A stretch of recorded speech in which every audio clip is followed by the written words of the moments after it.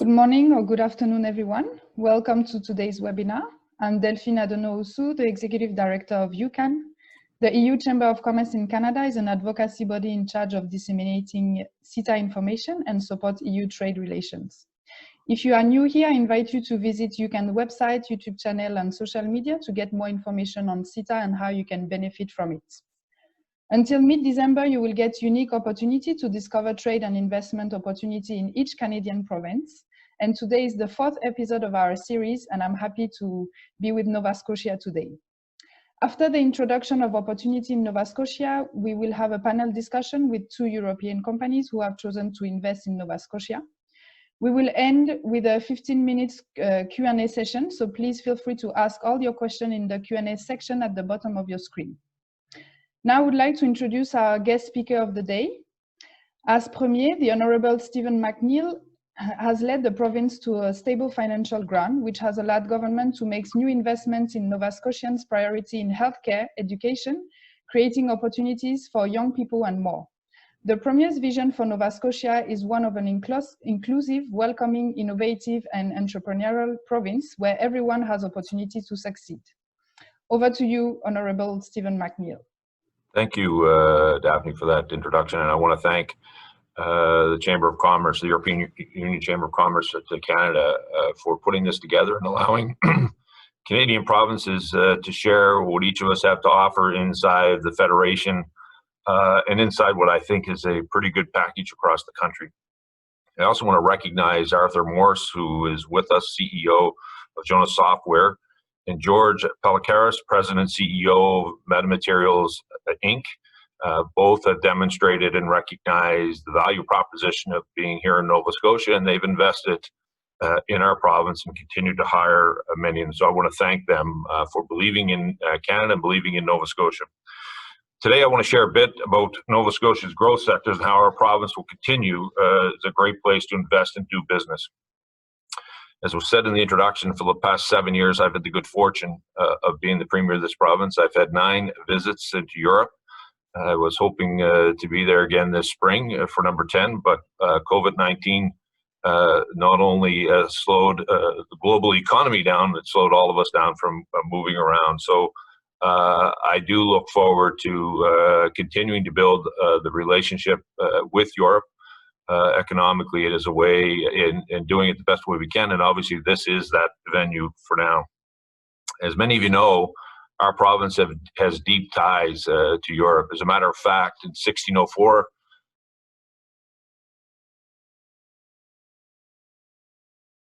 member to in Port Royal, which is a part of this great province that I represent in the legislature, but it really was the beginning of trade. It was the beginning of opportunities between Europe and the new land, and that was right here in this province, and it was one built on beneficial trade.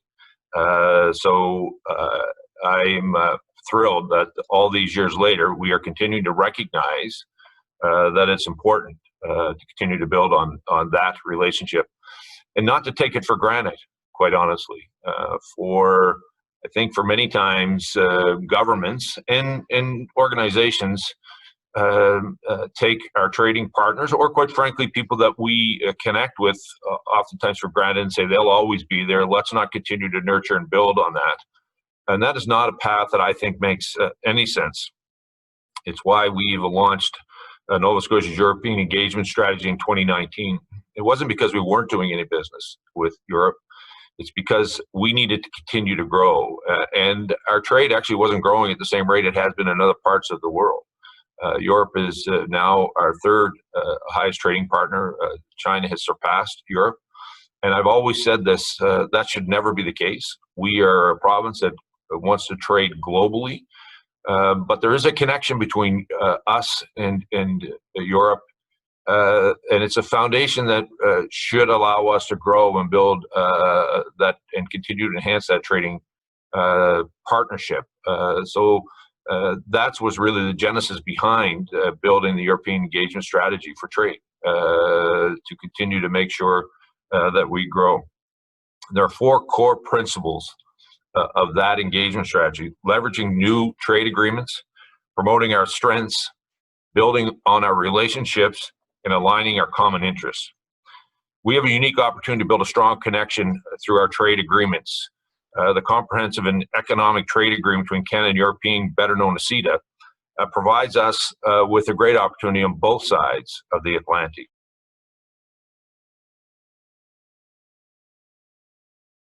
The trading possibilities we have, this makes it competitive for our businesses to continue to move that product into your marketplace. It was often easy for us to move that product into the U.S., where we potentially may not be getting the same kind of value we could in your marketplace. And CETA did something else for us that we recognize. And I want to congratulate Laurel and her team at NSBI. There were always, I call them tier one companies in our province who, I always say, despite public policy and despite their governments, recognize they need to be out in the global community and work hard. I think of Clearwater, Oxford Frozen Food. Those companies have been exporting for a very long time. CETA has allowed us to build export programs and export competency with companies that may not be as old or, quite frankly, as sophisticated, or have been who believe trading is trading into the U.S. It allowed us to create programs to encourage those companies to see the value of CETA, to see the value of exporting into new marketplace. And I think we're beginning to see the real benefit of that. CETA also provides us with an opportunity to do investment, providing the EU and Canadian investments greater certainty, stability, and transparency, and they can have their investments protected in each of our countries. And I want to tell you, Europe is an important foundation for foreign investment into Nova Scotia. Our business environment welcomes a wide variety of sectors, including the financial services, ocean tech, manufacturing, aerospace and defense, mining, and professional scientific services. These sectors employ thousands of Nova Scotians, and the Nova Scotia European Engagement Strategy builds on these successes, and I believe we can continue to do more. And that's why we're here today. Nova Scotia is an emerging leader in innovation in the ocean technology, the ICT, energy, ocean technology, biotechnology, life and health sciences, forestry, and the agri-food and seafood sectors. These areas of strength are consistent with identifying priorities in our economy and opportunities for us to export into Europe. As I said earlier, you are our third largest trading partner. I believe we need to and can enhance that relationship, because we're on a different foundation, the connection of our ancestors. In 2019, Nova Scotia exported more than $500 million into the European Union. Exports are 8% higher compared to 5 years ago. We're moving in the right direction. Our top exports in the EU are France, the Netherlands, Germany, and Belgium, and of course, the UK, with now Brexit and the connections that's happening there, but they still are an important trading partner for us. And while there may be issues with Brexit, I, for one, and I won't speak for other Canadian premiers, I see the European Union and the UK as part of that. And how do we make sure that CETA somehow encompasses them and, quite frankly, their economy? Our top exports are seafood, frozen blueberries, paper, nutritional products, wood pellets, and fiberboard. Nova Scotia is more than just a commercial hub in the Atlantic and a beautiful coastal province. It is a place people love to call home. The quality of life here is second to none. As a place of professional opportunity, Nova Scotia is supported by a rich network of resources and associations and a welcoming business community. Equally as important, Nova Scotia is a place of short commute times, affordable housing, and quick access to endless coastal beauty. We also have the closest port to Europe. Nova Scotia is an entire day sailing closer to major markets in Northern Europe than any other mainland North America port. This is an important feature for us. And companies that use these ports take advantage of being one day closer from New York than New York. Before COVID, we were also building our air connections to major cities in Europe with daily flights from a world-class international airport. I want to tell you, this is one of the things that I was most proud of. when we began in 2013, and we were looking at how do we continue to become a leader in not only in the east coast of Canada, but quite frankly inside of the Federation of Canada, to maximizing our resources and connecting ourselves to the world. We worked very hard to ensure that we had direct flights in and out of our airport, working with both Air Canada and WestJet to many major markets.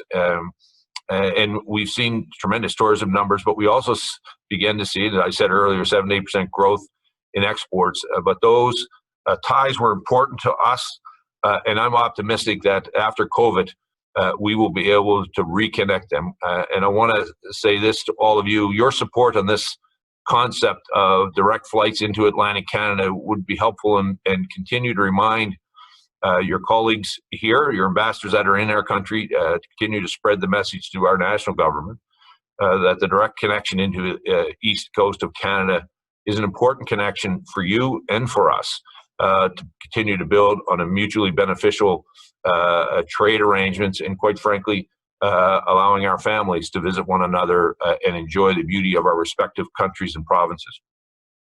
We also have a very skilled workforce here that not only is multicultural, but quite frankly, is global in its nature.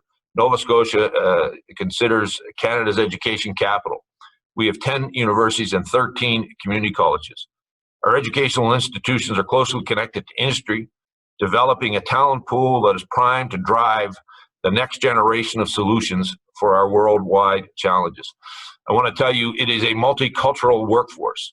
We welcome 20,000 young people from around the world every September to go to school. And even during the midst of COVID, 4,000 of those kids arrived back here from across Canada. We had another over 1,000 kids who were from the global community who actually spent their summer here and are back still in our province, attending one of our post-secondary institutions. So not only are we driving a highly educated workforce, it's one that is multicultural and one that has a global view. And oftentimes we look at our universities as great educational institutions, which they are. I believe they rank up against any in the country. But they're also great immigration tools, and quite frankly, a great source of helping us drive a highly competitive workforce, well-educated inside of Canada, and quite frankly, exposes companies to this workforce.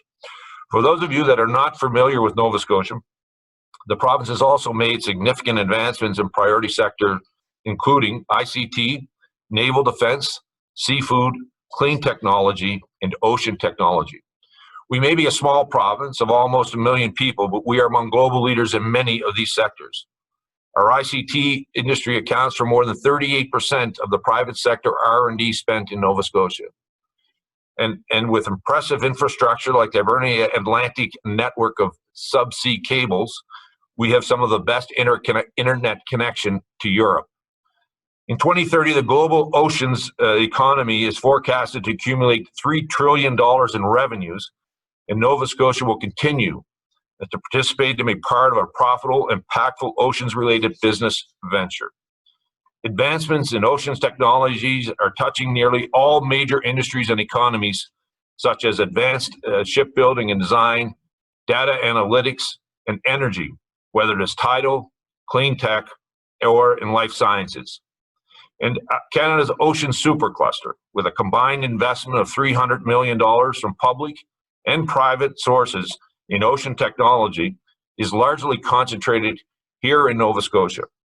All of this represents significant opportunities for our ocean companies, international ocean tech, or related industries to collaborate and expand our business network. In addition, Nova Scotia has a sustainable and ecological forest sector that provides various forest products, including softwood lumber. There is an increased global recognition that lumber as an environmental friendly building material, which our province can provide. Of course, COVID-19 has impacted operations around the world, and Nova Scotia is no exception. We are fortunate that because of safety measures and coordination within our Atlantic Canada provinces, we have reduced the spread of virus through the creation of the Atlantic bubble. To date, Nova Scotia has one of the lowest rates of COVID-19 in North America.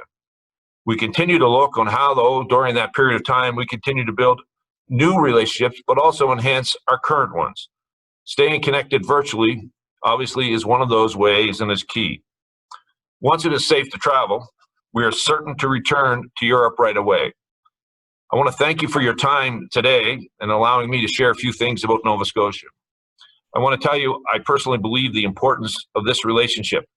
And I tell you, one of the things, and many of you know, I will be finishing this job in February. One of my first orders of business will be to my predecessor will be about the importance of trade and the importance about building relationships and building on our history and building on our shared experiences. And one of my messages to them will be, trading into Europe allows us with a leg up from the very beginning. We're trading with family. We're trading with our ancestors. And quite frankly, many of the barriers that we may face in other parts of the world, whether it be language or cultural differences, we don't face that with Europe. And it's my hope, and I'm going to continue to watch as you move from number 3 to number 2. And one of the things that I'm most proud of is that we rely on the United States for trade, least of any Canadian province. Not because I don't believe they're a great trading partner, they're our neighbors. We support them widely. But any good trade policy should have a diverse customer base. And relying on one customer is no good for your businesses, quite frankly, and it's no good for our province or our economy. That's why we want to continue to build on this relationship with you. It's why our engagement strategy is there. And I want to again thank Laurel, who, as I turn this over to Laurel Broughton, CEO of NSPI. Laurel, thank you for continuing to stay focused, and people at NSPI continue to stay focused that we as a small province can compete in the global community, and we just need to continue to support our businesses to make sure that we get them ready to make that leap into that broader global economic future. Thank you again, and thank all of you for letting me be part of this wonderful exchange of ideas. Over to you, Laurel. Thank you, Premier. Thank you for your time today. Thank you for your passion in terms of trade and economic development and Europe. It's been a pleasure for me over the years to be able to travel with you into many of the countries in Europe, and it's a privilege to be able to join you today on this call. A special thank you to the EU Chamber of Commerce for inviting us to speak with all of you today. And good day, everyone, to all of our participants. Bonne journée tout le monde. On est très fiers d'être ici avec vous aujourd'hui.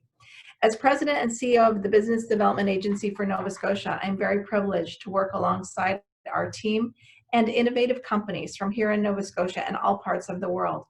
As Premier McNeil highlighted, Nova Scotia offers the right mix to meet the demands of companies looking to grow and scale their business.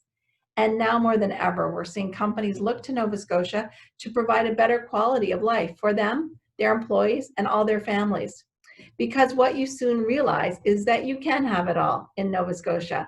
Access to infrastructure, talent, research, and development, and an ecosystem that does not just welcome you here, but takes care of you.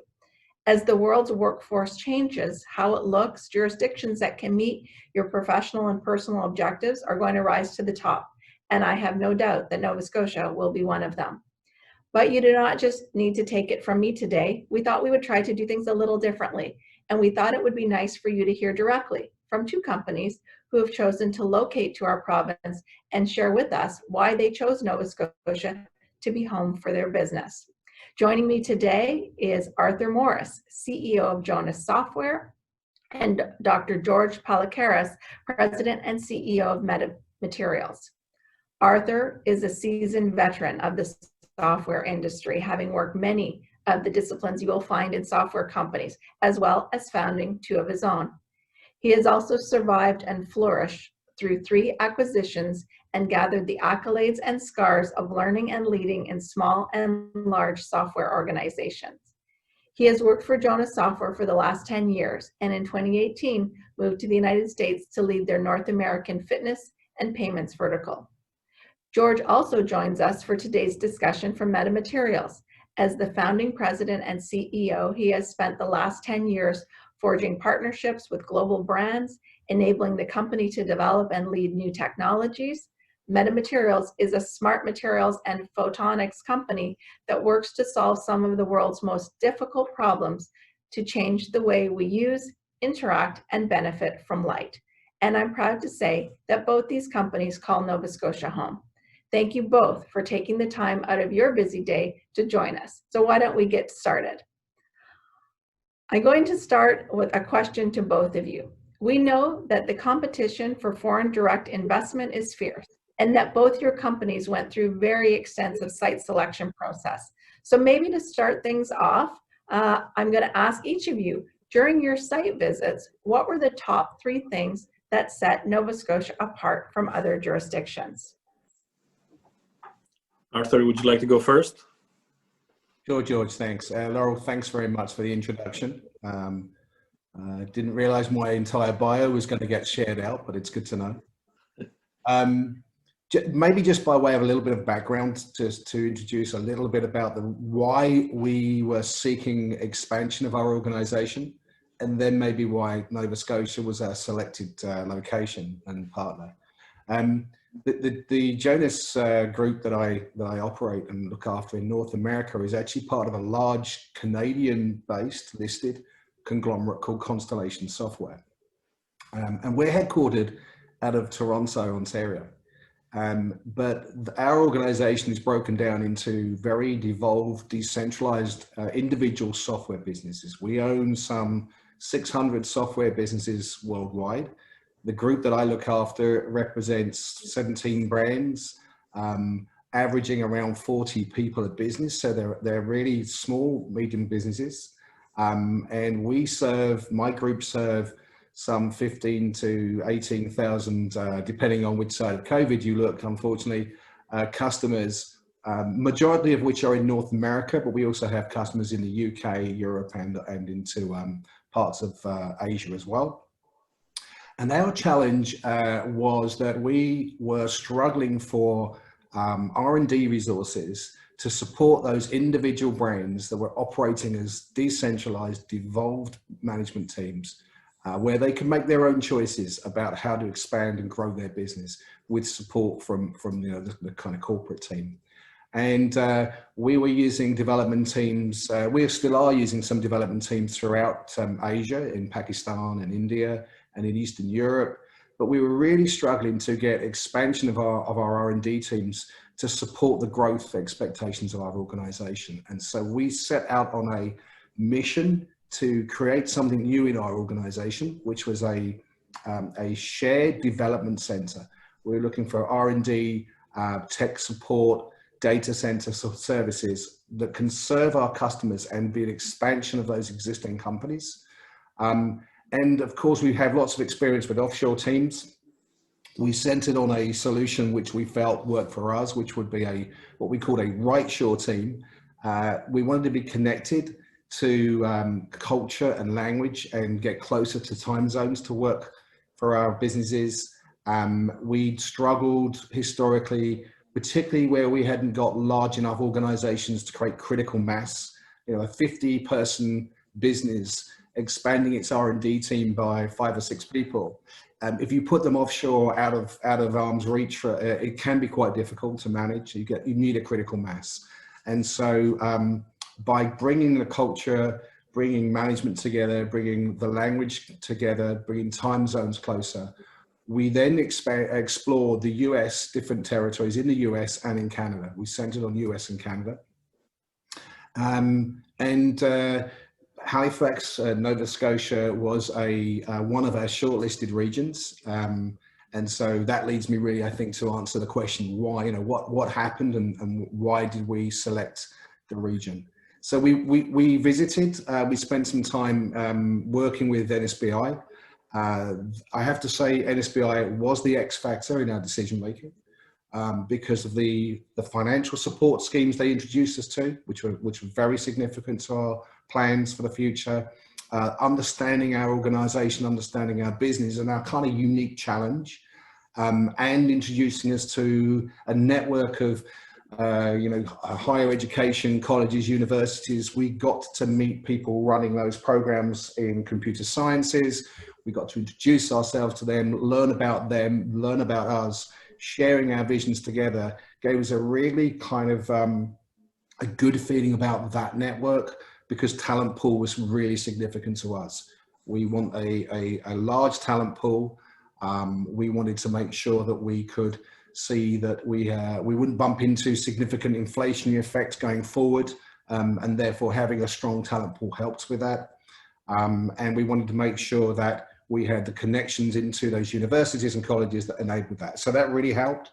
In addition to that, networking, connecting with other partners around the province that enabled us to understand, you know, the support network, whether that be further technical schemes, legal services that would enable us to get set up, bringing people in from across the globe into Nova Scotia to join us. And I guess the final thing really, which really stood out for us, and certainly stood out for me, having, you know, traveled a little bit, spent a bit of time in big cities, small cities in the US, in Europe, and in Canada as well, working, was there's a community feel about the area which really stuck for us. The number of people that I met in town who said they were coming back, they were making their way back. And in fact, our first employee in town is someone who moved into Nova Scotia from Ontario, and by choice they wanted to move and they were looking for a job in the area, which kind of reinforced for us the work-life balance, which is important to us, the standard of living, the commute times, and a whole bunch of other things that really ticked lots of boxes, which, you know, the big city environments where we have a lot of our businesses struggle from. So I guess talent pool, standard of living, and the support from NSBI were key factors for us all. Well, thanks, Arthur. As also someone that relocated from Ontario, I understand that very much. So you highlighted quality of life, community, connections, time zone, talent, and NSBI as the X factor. I love that. Thank you. And I am privileged to lead a great team. So thanks for that. George, over to you. Tell us about your journey and the things that you think about when you think about growing your business from here and that Nova Scotia connection. Absolutely. I share a lot of the things that Arthur mentioned, and I will add a couple of other things. Our business actually started in the UK, in London, England, and we started the business almost 10 years ago. We looked at expanding our business in selecting the place. We looked at 3 locations, 3 countries: Switzerland, the United States, and Canada. We had the opportunity to go and speak to economic development agencies, trade commissioners. So we did our research, starting with, for example, the Canadian Embassy in London is one of the best, I would say, people I've ever met, who allowed me to understand the differences between the provinces. And from our position, our criteria, we wanted direct flights from our first country of origin, let's say England, to that location. Time zone was a critical factor. So we wanted to be able to communicate with our team within the same day. So that made Vancouver, let's say, out of reach immediately. So we were really focusing on places like Lausanne, Boston, and basically the Atlantic provinces all the way to Montreal. The clear winner was Nova Scotia, and there were many reasons for this. The first one was that it was the closest to Europe. So it ticked in a very big way the time zone box. 4 hours from London, 5 hours from Paris. So within a day, we could actually not only use Halifax as a communication, as a team expansion, but we could actually think of it as a center for work.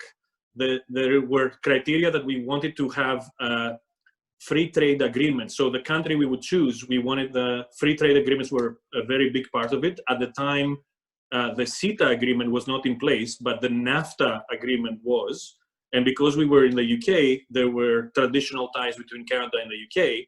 So when the CETA agreement came to place, like, we were really excited and happy, because that opened further our key, basically, trading routes with countries like France and Italy and Spain, where we had customers.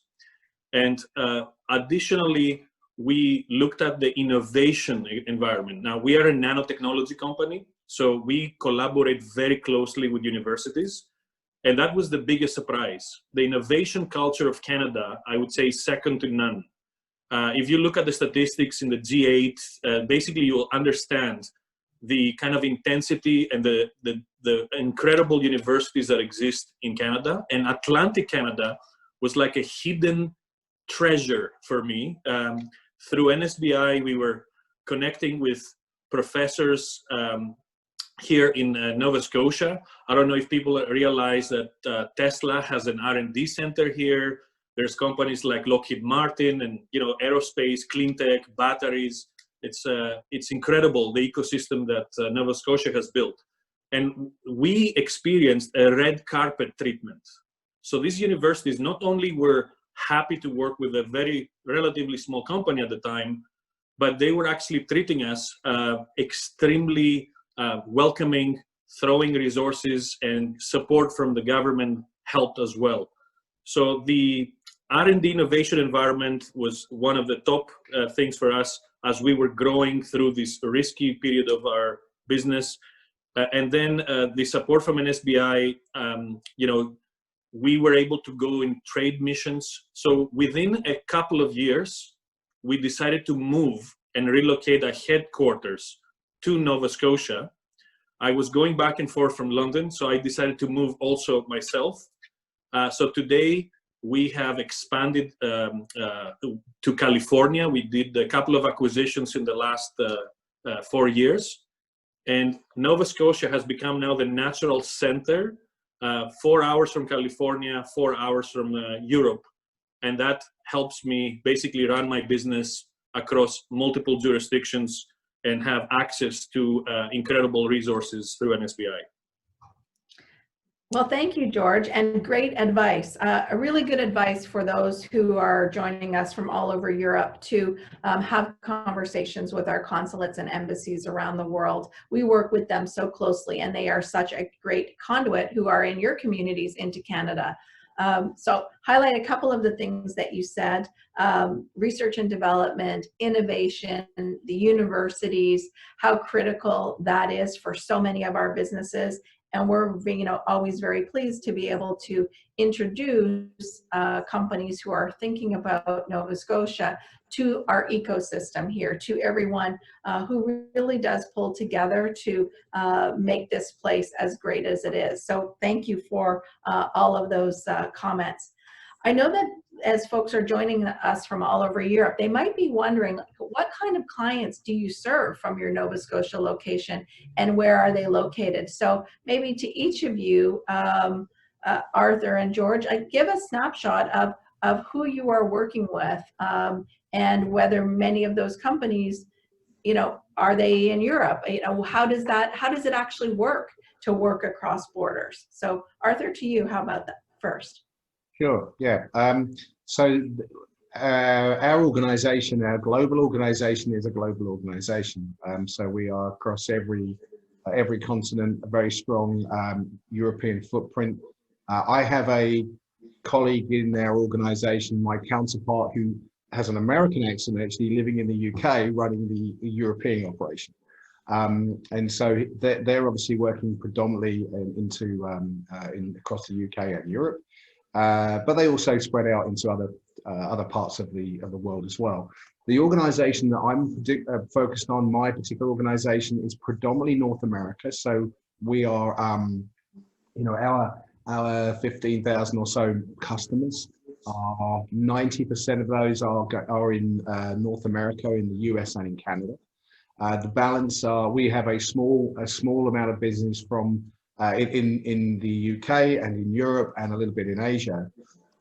Every single one of our businesses is a software business. So we're deploying, you know, hosted software solutions globally. But because of the nature of our organization, we have competing brands within our organization who are servicing other parts of the world. So in Australia and New Zealand and in Europe, we have competing companies that do not fall under my responsibility, but my colleagues outside of my group look after that.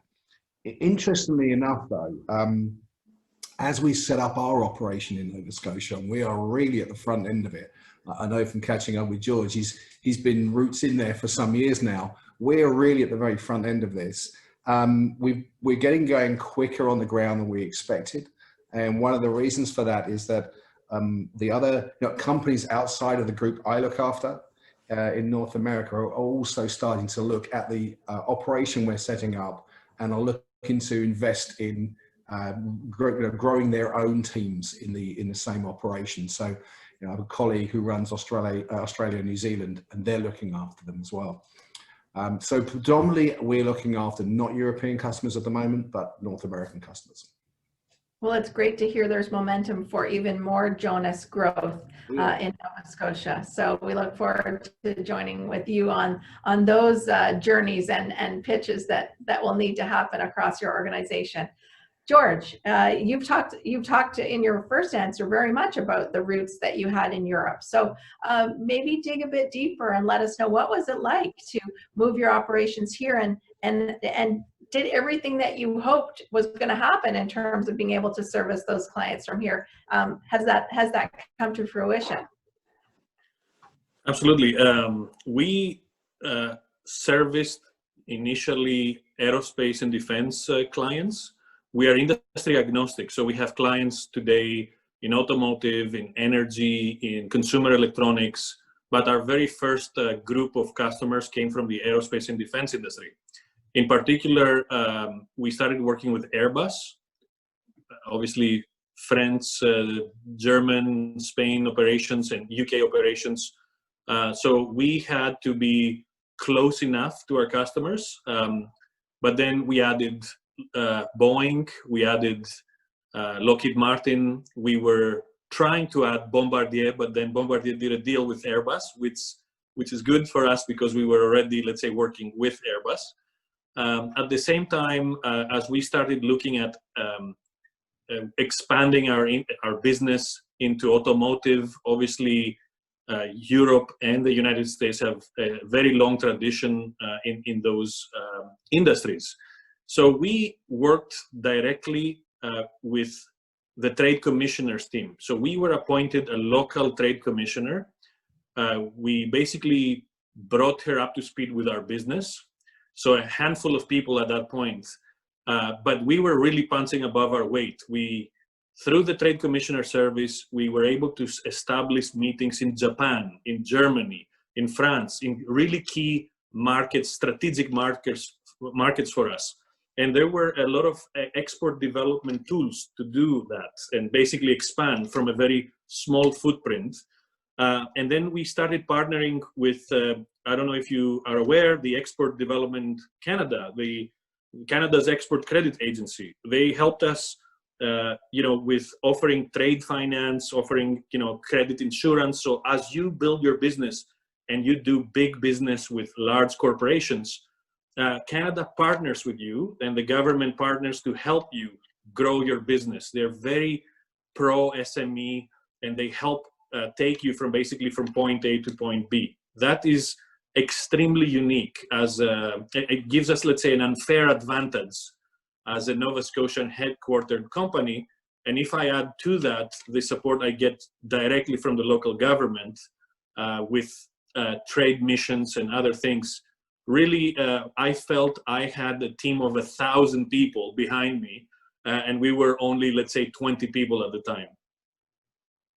Well, thank you for that, George. And maybe I will just frame out for the participants. So NSBI is, as I said, an economic development agency. We do investment attraction, we do trade development work, we will travel into market, and we have a number of programs and initiatives that both help build capacity in our businesses, large and small, and help them get into market. So, please, if we can be of help to you and you're interested in Nova Scotia, please do reach out to us. We'd be happy to hear from you. I know we're coming down to the last few minutes of our panel before we go to the audience questions, but I wanted to talk for a moment about, because I don't think we can be on a video call right now and not talk about sort of our circumstance in Nova Scotia as a result of coronavirus. So for those who are, you know, participating from around the globe, here in Atlantic Canada, COVID-19, we are very blessed. I mean, we had very strong leadership early at the beginning of in March. We were essentially locked down here at NSBI. I sent, you know, my whole team home. But you know, perhaps you've seen the Premier and I, we're back in our offices. Our economies are functioning. We have minimal to no cases of COVID-19 right now. We don't take it for granted. We're conscientious about it and have a lot of protocols in place to keep that the case. But our kids are in school and our economy is thriving and doing well, and we are working through COVID. So I wanted to have the last question to George and Arthur to just tell us a little bit about your businesses and functioning through COVID, and in particular, you know, I hope that there's been an advantage being in Nova Scotia with our reality here right now. George, do you want to go first? Sure, I can go first. I mentioned that we have two offices outside of Canada, one in California, it's in actually Silicon Valley. The other one is in almost the heart of London, in East London.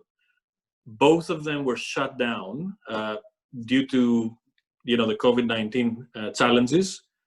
Our Nova Scotia stayed open.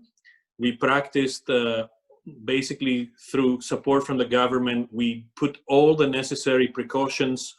We basically socially distanced our team. We had the space, enough space to do that.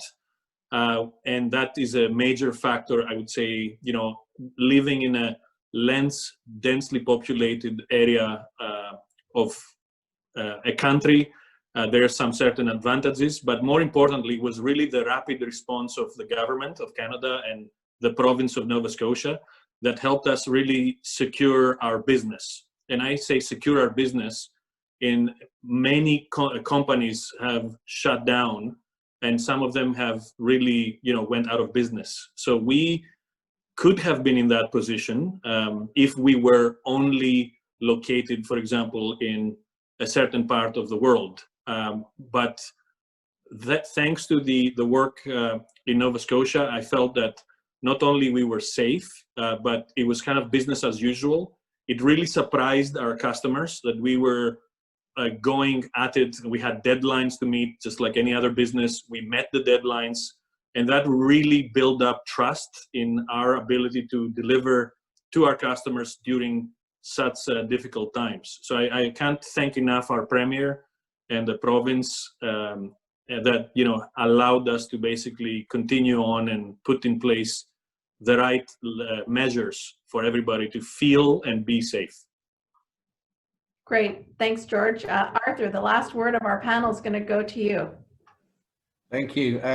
So just to put things in context, we were due to open our first office in Halifax, Nova Scotia on April the 1st, and I was in town middle of March, meeting with some of the NSBI team and the landlords for our office to hand the keys over, interview staff, and the planet shut down. And we put our project on ice because we had to figure out the impact of our business. We serve many health clubs, martial arts clubs, sports clubs, trade shows and events worldwide. I don't think I need to share with you the impact that we've had on those industries. So we actually put our entire plan to move to Nova Scotia on ice on March the 17th. Halfway through the period between then and now, we accelerated. We decided to get going again. And we actually have been recruiting 3 times the many of people that we thought we were originally going to get in the first year. More companies got involved by choice, and more people are being employed there now. We've actually increased our hiring plans through the last couple of months. And in the last 2 months, since we've started hiring, we're up to kind of 80% of what we expected to have by the year end. So we're very pleased with that. Our office still isn't open. We are signing the lease, I hope, this week.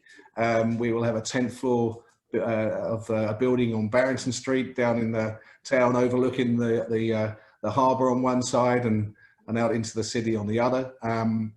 We could not have had the confidence to go forward with that accelerated program had we not had confidence in our ability to open the office. Because although we have learned as an organization to work remotely very well, very effectively worldwide, the importance of having an office for this particular operation was essential to us, because we need to build a culture for a bunch of new start for our team who are going to be connected with many different companies in our organization. It's a unique environment and we really need the office.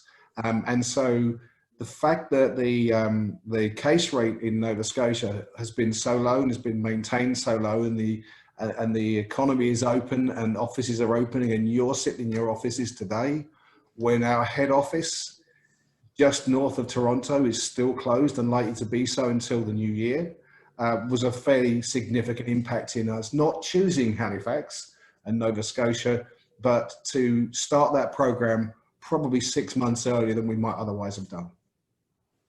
Great. Well, thank you to Arthur and George for joining me today, and thank you to the EU Chamber of Commerce again for allowing us the opportunity to share a little bit about our province.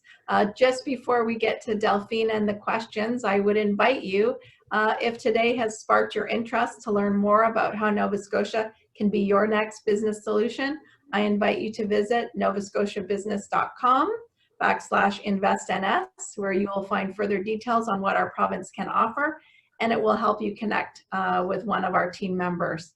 As Arthur and George has said, our team brings both experience and expertise, and I hope our team will soon become one of your most valuable resources in learning all things about our province.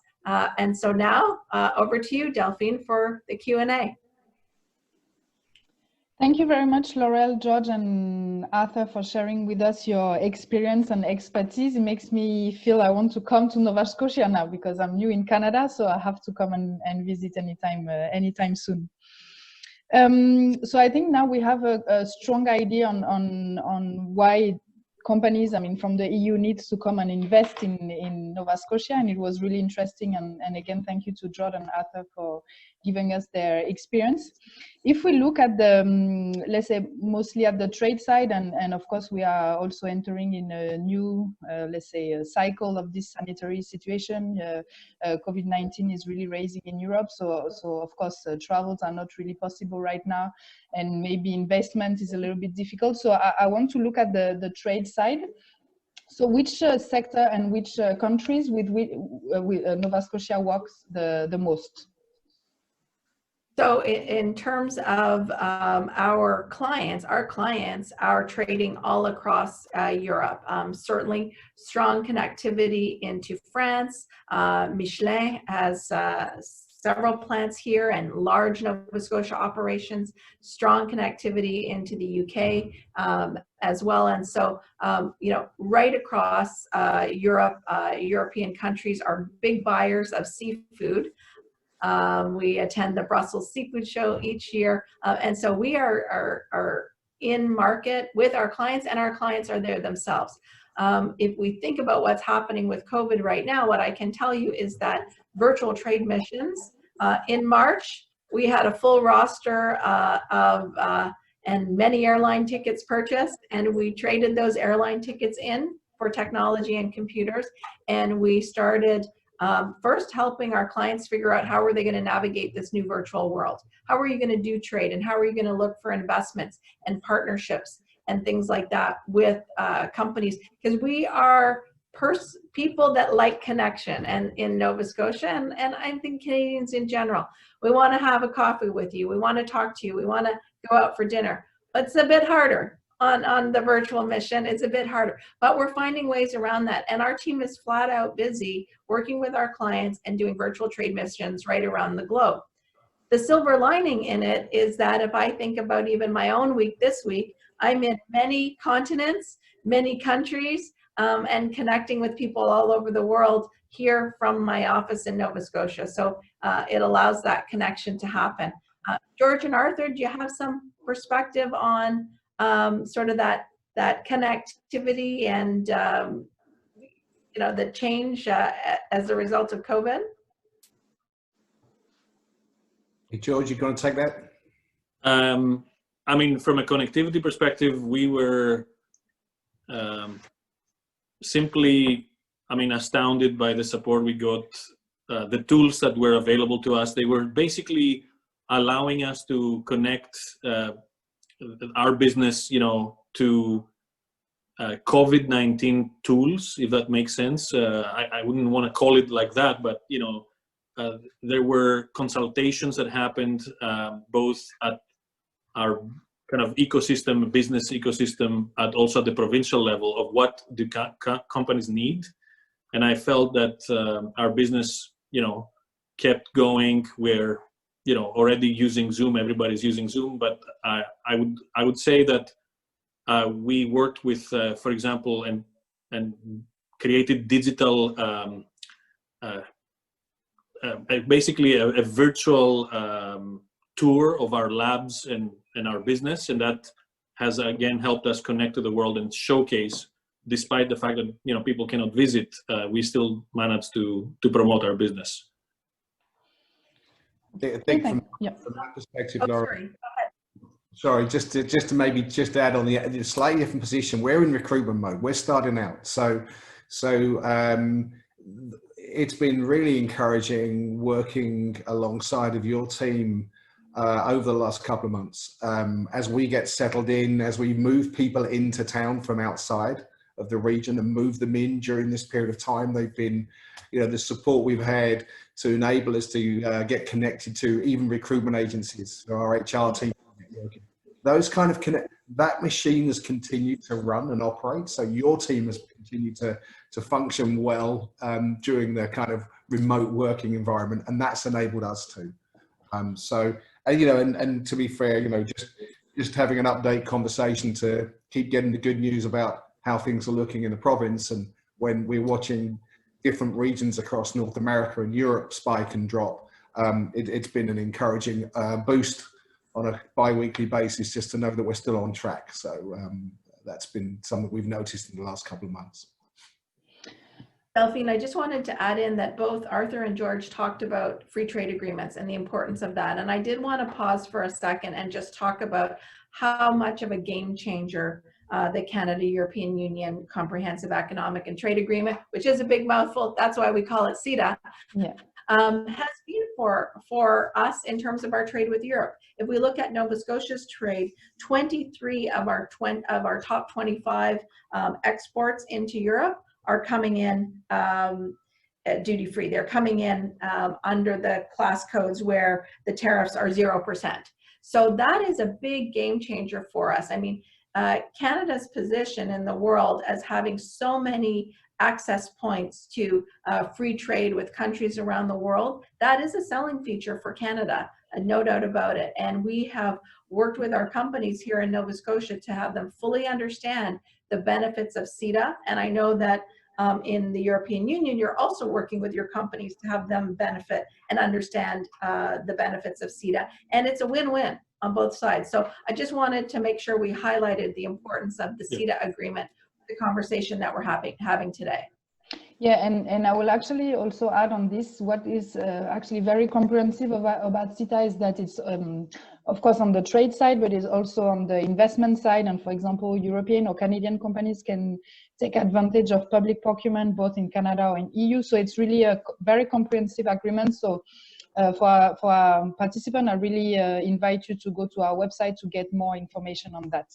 I just wanted to maybe also mention something about immigration, because I saw a question that popped up. Great. I wanted to share my own personal story. So I'm the chief executive moving from the London office to our Halifax new office.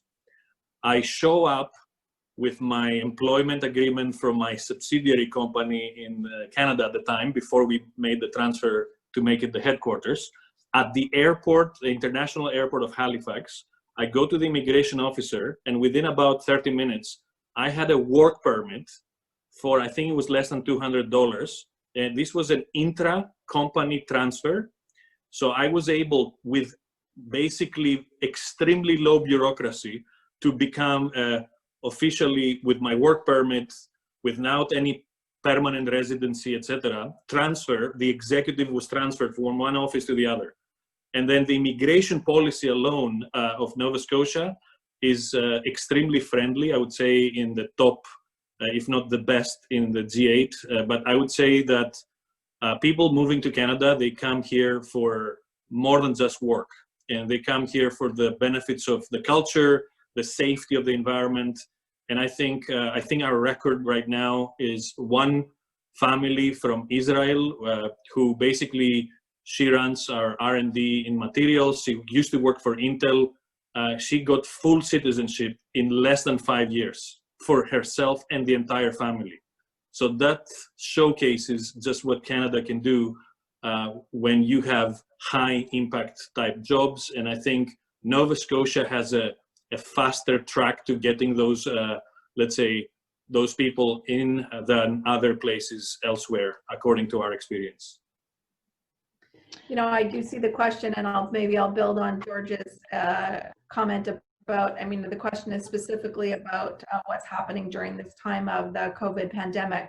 So absolutely, we recognize that as an issue. But for those of you in Europe, I think it's really critical to know that we also have an anomaly here in Atlantic Canada in terms of our being in the office. You heard George and Arthur talk about, you know, perhaps other offices not being open. So we're cognizant of the fact that we want to see immigration into Nova Scotia. We want to get employees to come into Nova Scotia.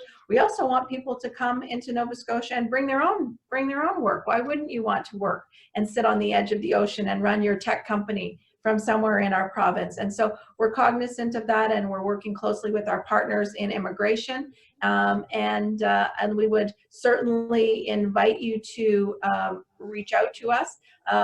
But we're working on that federal, provincial mechanisms of immigration federally and the province's role as well. But we really are wanting to support you in your endeavors and have NSBI be part of your team as you look to those opportunities. So Delphine, it's been a pleasure to be with you today and answer the questions and highlight two great business people and two great entrepreneurs and business people in our province, George and Arthur, and hear from our Premier. Thank you very much, everyone. We didn't have time to answer all the questions, but I will just drop right now the website and the contact of the person you can contact for all your questions. Please, again, feel free to either contact the person directly or contact us at EUCCAN, and we will, of course, introduce you to Nova Scotia business team.